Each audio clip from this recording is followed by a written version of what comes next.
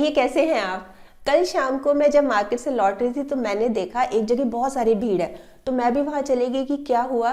तो वहां पे खड़े हुए लोग बात कर रहे थे कि इसने कुछ जरूर अच्छे कर्म किए होंगे जब ये बच गया। तो मैंने पूछा कि क्या हुआ, तो उन्होंने बोला कि एक स्कूटर का और एक गाड़ी का बहुत जबरदस्त एक्सीडेंट हुआ, पर ये लड़का स्कूटर वाला बिल्कुल बच गया, इसको खरोच तक नहीं आई। और जब मैंने उचक के देखा तो वो स्कूटर वाला लड़का जा रहा था अपने स्कूटर को हाथ में पकड़ा हुआ। तो मैं उस समय तो भगवान का शुक्र किया कि चलो सब ठीक है, कोई अनहोनी नहीं हुई। पर ये भी सोच रही थी आते आते कि वाकई में हमारे जो कर्म होते हैं वो सामने आ जाते हैं। जैसे वो आदमी बोल रहा था ना कि इसने कुछ अच्छे काम किए होंगे, लोग बातें कर रहे थे कि अच्छे काम किए होंगे जब ही बच गया। और मैं वापस लौटी थी तो वापस लौटते लौटते मेरे को एक कहानी भी याद आई। मैंने 2-3 दिन पहले ही ये नेट पे पढ़ी थी, तो ये मैं आपसे जरूर शेयर करती हूँ कि हमारे अच्छे कर्म हमारे सामने आ ही जाते हैं। कहानी है एक जंगल की। एक जंगल होता है, उसमें बहुत सारे जानवर रहते हैं और उन्हीं जानवरों में एक जानवर था हिरण।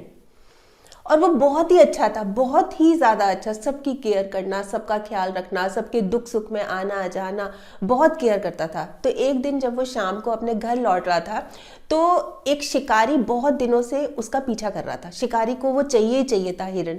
तो शिकारी ने क्या किया, आप देखिए, बड़ी अजीब सी कहानी है कि शिकारी ने क्या किया। उसको, हिरण को शिकारी ने चारों तरफ से ट्रैप कर लिया। कैसे?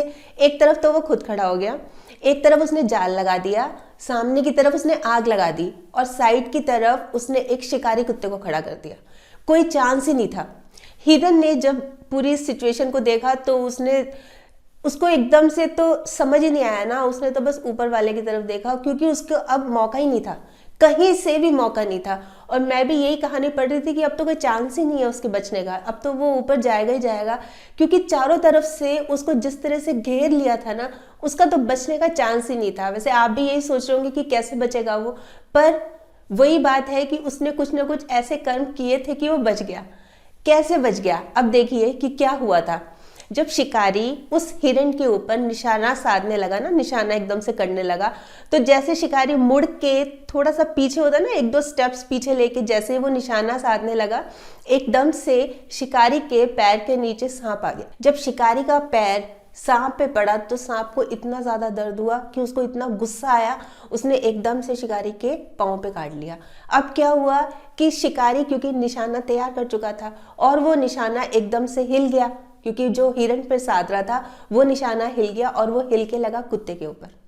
उधर से शिकारी भी मर गया, उधर से कुत्ता भी। अब हिरण के पास मौका ही मौका था। ऊपर वाले का धन्यवाद देता हुआ वो मुस्कुराता हुआ निकल गया। वैसे एक बात मैंने और भी पढ़ी थी नेट पे, वो ये कि जब जिंदगी हंसाए तो समझ लो कि अच्छे कर्मों का फल मिल रहा है। जब जिंदगी हंसाए तो समझ लो कि अच्छे कर्मों का फल मिल रहा है, और जब जिंदगी रुलाए तो समझ लो कि अच्छे कर्म करने का समय आ गया रे बाबा।